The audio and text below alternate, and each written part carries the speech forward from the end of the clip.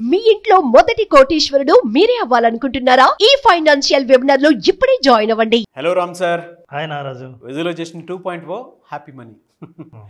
నాకైతే హ్యాబిట్స్ గురించి మీరు చెప్పారు చూసారా, చాలామంది సక్సెస్ఫుల్ పీపుల్ వాళ్ళ రొటీన్ ఎలా స్టార్ట్ అయ్యి ఏ విధంగా గడుస్తుందనే దానికి యూ డోంట్ బిలీవ్, నేను నా పర్టిక్యులర్ టైమింగ్స్ సహా పెట్టుకున్నాను. అంటే ఆ ఒక్క మార్పు నన్ను ఎక్కడ దాకా తీసుకెళ్ళిందనంటే నా పర్ఫెక్ట్ టైం టేబుల్ వచ్చింది. Very good. పంపిస్తాను నేను మీకు. నిజం సార్, అంటే అంత చేంజ్ చెప్తున్నాను. అంత బాగా నచ్చింది నాకు. చూడండి విత్ టైం టేబుల్. వండర్ఫుల్. ఆ టైప్ చూపించండి రామ్ గారికి. You have to see that sir. అదంతే. ఇంకా ఓ మార్నింగ్ రొటీన్ మార్నింగ్ నుంచి 6 AM to 8:30, 10, 12:30. Wonderful. Wow. 6 PM దాకా. You are inspiration Naraju. అందుకే ఎవరైనా ఇంటర్వ్యూ చేసేవాళ్ళు ఎదుటి వాళ్ళ గురించి ప్రేక్షకుల కోసం ఏం అడగాలో అడగడం కాకుండా తాను ఇంప్రూవ్ అవుతూ ఇంకొకరికి ఇన్స్పిరేషన్గా నిలబడే యాంకర్లు చాలా తక్కువ మంది ఉంటారు.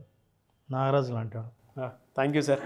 నాకు చాలా బాగా అనిపించింది సార్. అసలు అంటే నాకెందుకో నేను ఎక్కడో నా ప్రొఫెషన్లో ఇంకొంచెం వెనక్కున్నానేమో, ఒక పర్ఫెక్ట్ టైం టేబుల్ హ్యాబిచ్యుయేట్ చేసుకుంటే ఇంకొంచెం నెక్స్ట్ లెవెల్కి వెళ్ళడానికి బెటర్ ఇంప్రూవ్మెంట్ కనిపిస్తుందేమో అనుకొని నేను అదే ఫాలో అవుతున్నాను. కోచింగ్కి ఫస్ట్ స్టెప్.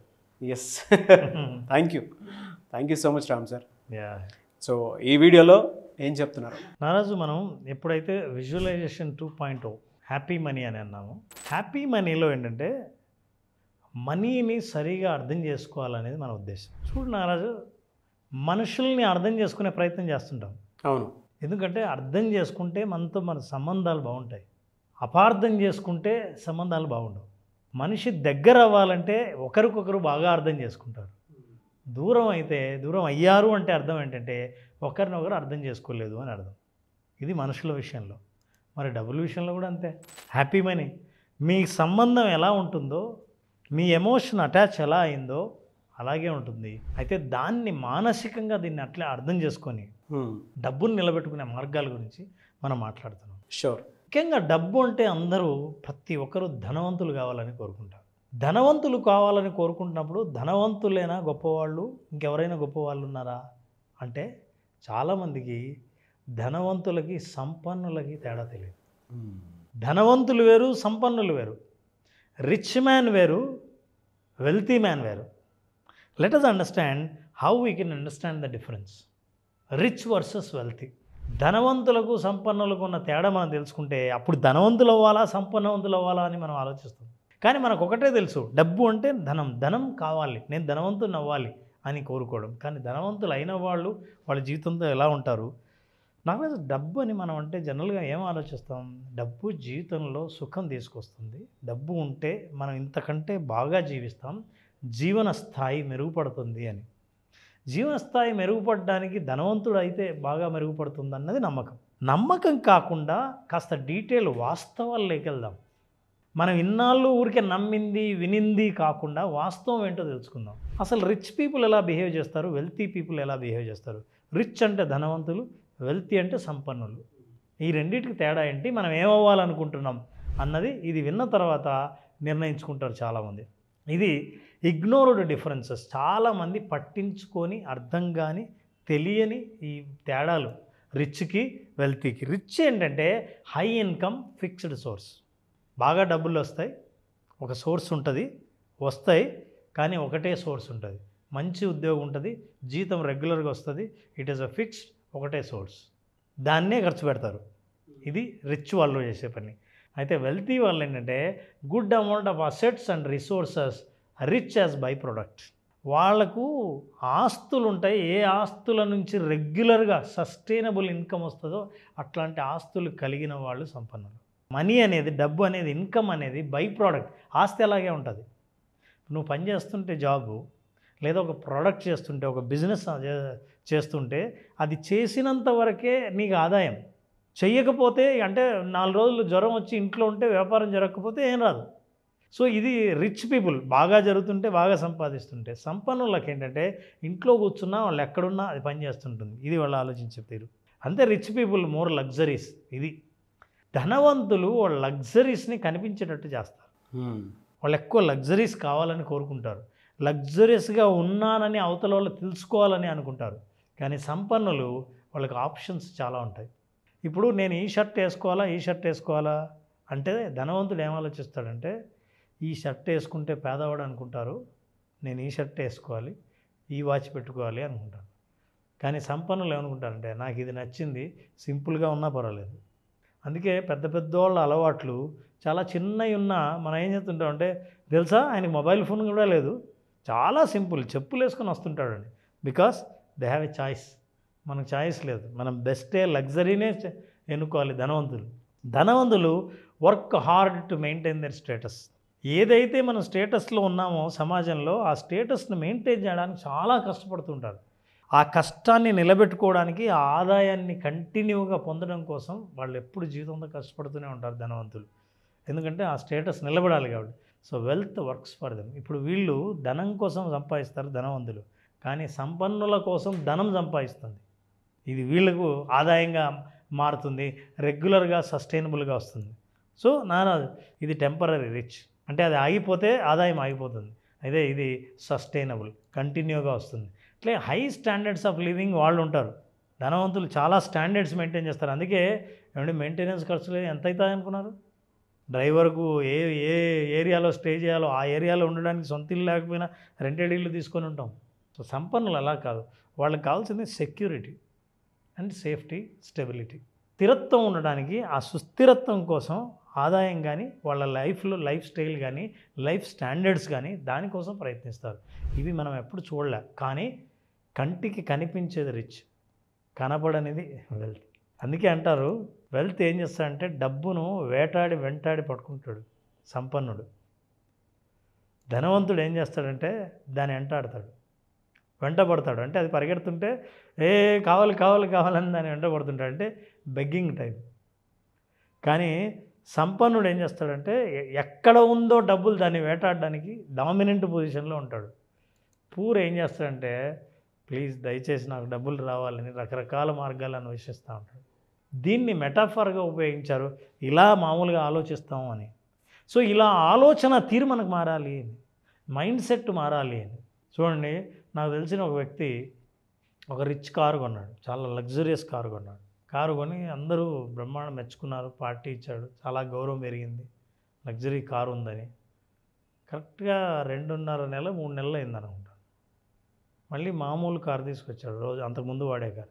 అంతకుముందు అదేమైంది అని నేనేమో అనుకున్నా, అది ఊరికే బాగా ఆయిల్ తాగేస్తుంది, దాని ఇన్స్టాల్మెంట్ కట్టాలంటే అంత ఈజీ కాదు, వెనక్కి ఇచ్చేస్తాం అనుకున్నాను నేను అని.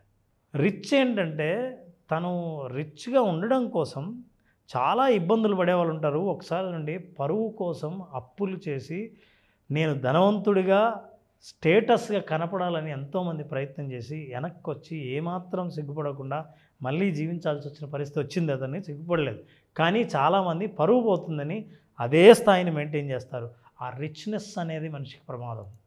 రిచ్నెస్ ప్రదర్శించడం ఒకటి అర్థం చేసుకోవాలి. నా కాన్సెప్ట్ ఏంటంటే wealth is what you don't see. కంటికి అస్సలు కనిపించనిదే మనకు సంపన్న తత్వం, సమృద్ధి తత్వం. కంటికి కనిపించేది కాదు. సో కనిపించలేదు కాబట్టి వాళ్ళు వెల్త్ కాదని అనుకోవడానికి లేదు. అందుకే వెల్త్ ఎప్పుడు కనపడదు, ఇట్లా వెల్త్ పెరుగుతూ పోతూ ఉంటుంది. సో వాళ్ళు పెరుగుతూ పోయే ఆదాయ మార్గాలనే వెతుక్కొని పెడతారు. ఈ రెండింటిని, ఫర్ ఎగ్జాంపుల్, ఈవిడ చాలా పాపులర్ హాలీవుడ్ సింగర్ రిహానా అని. ఈమె పాటలు వినని వాళ్ళు లేరు. పెద్ద పెద్ద సింగర్స్తో టైఅప్ అయింది. ఎన్ని అవార్డులు వచ్చాయో. ప్రతి సినిమాలో సినిమాల్లో అంతా పాటలు పాడడమే కాకుండా ఆమె రిలీజ్ చేస్తే ఆల్బమ్ లక్షల కోట్లు ఆల్బమ్స్ అమ్ముడుపోతాయి. ఆమె ఫ్యాన్స్ అట్లా ఉన్నారు. ఒకరోజు సడన్గా ఈమె రిచ్ లైఫ్ స్టైల్ మెయింటైన్ చేయడం కోసం ఆమె పెట్టిన ఖర్చులు చూస్తే ఆస్తులన్నీ కరిగిపోయి ఒక్కసారిగా చేతులు ఎత్తేసిన పరిస్థితి ఏర్పడింది. చేతులు ఎత్తేసిన తర్వాత ఆమె ఫినాన్షియల్ అడ్వైజర్ మీద కేసు వేశారు. అదేంటి, నువ్వు చెప్పాలి కదా, మరి నిలువలు అయిపోతుంటే నువ్వు ఎట్లా ఖర్చు పెట్టించావని. దాన్నే ఉంది, రిచ్ లైఫ్ స్టైల్ పెడుతూ ఉంటే ఉన్ని అని నేను అట్లే పెట్టించాను, తప్పేముంది నచ్చిన వస్తువులు కొంటే అని ఆయన అన్నాడు. కొన్నది అలో చేసినందువల్ల చివరికి మిగిలింది అది. అందుకనే దాని తర్వాతే చాలామంది ఈ మాట చెప్తారు, the way to be rich is spending the money you have. నువ్వు రిచ్ అవ్వాలనంటే నువ్వు ఏ ఖర్చు పెట్టాలంటే నీ దగ్గర ఏ డబ్బు ఉందో దాన్ని ఖర్చు పెట్టాలి. కానీ డబ్బు రాబోతోందో లేదో వస్తుందనుకోనో పెట్టే ఖర్చు రిచ్ మ్యాన్ పెట్టాడు ఎప్పుడు అని. పెట్టాడంటే రిచ్లా కనిపించడానికని. అట్లా రిచ్లా కనిపించడానికి వీళ్ళే కాదండి, మన బాలీవుడ్లో కూడా ఉన్నారు. వీళ్ళందరూ చేతులు ఎత్తేసిన వాళ్ళు, దివాలా తీసిన వాళ్ళు, బ్యాంక్రప్ట్. ఎందుకంటే వాళ్ళకంటూ సోషల్ స్టైల్ ఉంది. వాళ్ళంతా సెలబ్రిటీస్, ఒకవేళ దివాలా తీసినా మళ్ళీ సంపాదించుకుంటారు, అందరూ మళ్ళీ సంపాదించుకున్నారు కూడా. కానీ బ్యాంక్రప్ట్ వాళ్ళు కూడా అయ్యారు. అంత పెద్ద సంపాదన అని మనం అనుకుంటాం. ఎందుకంటే ఎవరైతే స్టేటస్ మెయింటైన్ చేయాలని అప్పులు చేస్తారో, ఇతరులు బంధువులు ఏమనుకుంటారో అని వాళ్ళు అనుకోకూడదని వాళ్ళు మన స్టేటస్ మెయింటైన్ చేయడం కోసం అప్పులు చేసి ఆస్తులు మెయింటైన్ చేస్తున్నట్టు కనిపిస్తారో, వాళ్ళందరి పరిస్థితి ఇలా అవుతుంది. ఆ మైండ్ సెట్ని కనుక మార్చుకోకపోతే నిజమైన ధనవంతులం కాలేము. సో ఈ బ్యాంక్రప్ట్సీ మీకు తెలుసు, ఏబీసీ ఎట్లా క్లోజ్ అయిపోయింది, అవకాశాలు రాక ప్రీతి జింటా నష్టపోయాము, క్రికెట్ టీములను కూడా బాయి చేసి నష్టపోయి చివరికి ఏమైతే శిల్పా శెట్టి అంత బాగా డబ్బులు ఉన్నాయి, సొంత ఛానల్ పెట్టి యోగా చేయాల్సి వచ్చింది. తర్వాత ఒక అడ్వర్టైజ్మెంట్ కూడా తను రాజస్థాన్ రాయల్స్ అనుకుంటా తన టీం, ఆ టీం మీద ఒక అడ్వర్టైజ్మెంట్ చేయడానికి కూడా డబ్బులు లేవని పబ్లిక్గా ప్రెస్ మీట్లోనే చెప్పింది. ఎందుకంటే డబ్బులన్నీ ఖర్చు చేసి ఆదాయానికి మించి ఖర్చు చేశారు, because they wanted to maintain. So జనరల్గా ఇది ఒక్కటి తెలుసుకుంటే జనాలు బాగా అర్థమవుతుంది. నారాజు ఏం లేదు, ధనవంతుల్ని సంపన్నుల్ని దేంతో పోలుస్తారంటే జిమ్ముకు పోతూ భోంచేసేవాడిని. ఏమనుకుంటారంటే నేను జిమ్ముకు పోతున్నా కదా, క్యాలరీస్ బాగా ఖర్చు పెడుతున్నా అని తింటారు బాగా, ఎందుకంటే ఎక్స్ట్రా ఖర్చు చేస్తున్నా కదా. చివరికి కొన్ని రోజుల తర్వాత ఆగి చూస్తే మనం ఏమీ సాధించింది లేదు బాడీతో, ఎందుకంటే ఎట్లాగో వెళ్తున్నాం కదా, కొంచెం ఎక్కువ తింటే ఏమవుతుంది అని అనుకొని మీరు ఇంకా సంపాదించని కండల్ని ముందే పెంచారు. మీరు ముందే పెంచి ఇక్కడ కండలు పెంచి అక్కడ తగ్గించుతాలే అని అనుకున్నవి తగ్గించకుండా ఇక్కడ పెంచుకున్నారు. సో చివరికి బాడీ అట్లాగే ఉంది. సో ఇదే జనరల్గా ఎకానమిస్టులు, సైకాలజిస్టులు అవతల వాళ్ళకి అర్థం కావాలంటే ఈ పోలుస్తారు. మీరు జిమ్ముకు పోతున్నా కదా అని ఎక్కువ తిన్నట్టే, సంపాదన వస్తోంది కదా అని మీరు ఎక్కువ ఖర్చు పెడితే అయ్యేది మీరు రిచ్ కాదు, వెల్తీ కాదు, నష్టపోతారు, బ్యాంక్రప్ట్ అవుతారు. ఇట్లాంటి విషయాలు మనం తెలుసుకుంటే విజువలైజేషన్ హ్యాపీ మనీ ఏం చేస్తుందంటే అసలు లైఫ్లో మైండ్ సెట్ ఎలా మార్చుకోవాలి, డబ్బును ఎలా చూడాలి, డబ్బుతో రిలేషన్షిప్ మన జీవితం యొక్క ఆర్థిక సుస్థిరతకు ఎట్లా ఉపయోగపడుతుంది అనే విషయాల్ని మనం అర్థం చేసుకోవచ్చు. సార్ ఇది కొంచెం రివ్యూ చేద్దాం సార్. స్లైడ్స్ డాలరు అది పెట్టారు చూసారా, అదొకసారి పెట్టండి సార్, చెప్తాను సార్. ఈ కాన్సెప్ట్ చూసి మిమ్మల్ని చూసి జలసేసింది సార్ నాకు. అసలు వాట్ ఏ లైఫ్ స్కిల్ అన్నా అంటే వెల్తీ మైండ్ సెట్ ఎప్పుడు ప్యాషన్తోనే ఉంటుంది. At the same time skill ఉండి కూడా నేను ఇది అని షో ఆఫ్ చేసుకునే పరిస్థితి ఇతని కోసం ఏదైనా వెతుక్కుంటూ వస్తుంది. ఎందుకంటే హంటింగ్ ప్యాషన్లోనే వెతుక్కుంటూ ముందుకెళ్ళిపోతూ ఉంటే వెనక్కి తిరిగి చూసుకోవాల్సిన అవసరం లేదు. అతని టాలెంట్ అతను నమ్ముకుని ముందుకెళ్ళిపోతూ ఉంటే ఆటోమేటిక్గా అన్నీ వస్తాయి. అంటే అతను దేని మీద ఆసక్తి ఉండదు, అతని ప్యాషన్ ఏంటి, అతని ప్యాషన్ దేని మీద పెడుతున్నాడు, అతని వర్కే అతని జీవితం. Good comparison. దాన్ని బాగా నమ్ముతారు. రిచ్లో షో ఆఫ్ ఎక్కువ ఉంటుంది, అలా సంపాదన తక్కువ, హడావిడి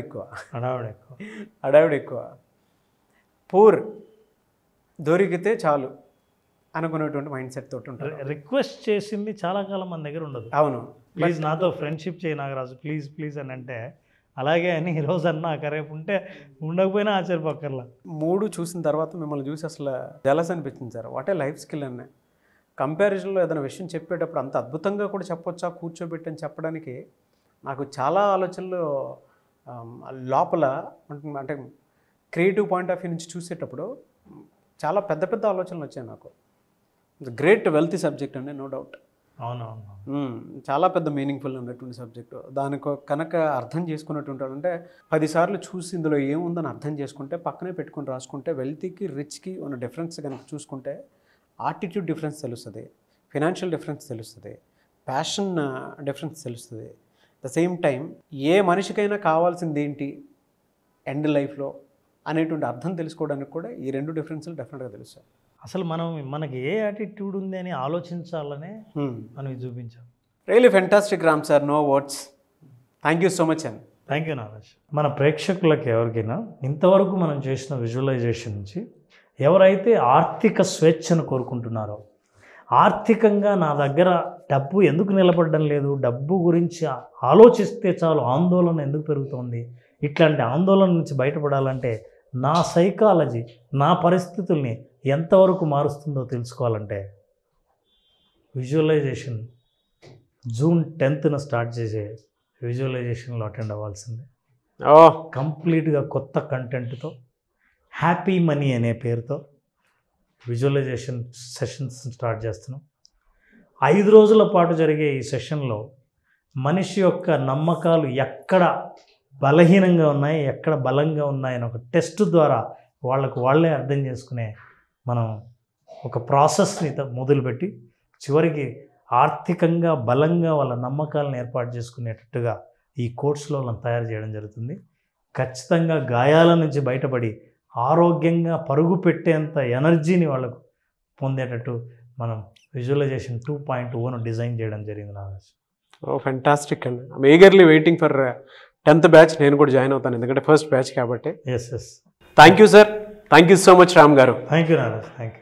సుమన్ టీవీలో మీ పర్సనల్ అండ్ బిజినెస్ ప్రమోషన్స్ కోసం కింది నెంబర్కి కాంటాక్ట్ చేయండి.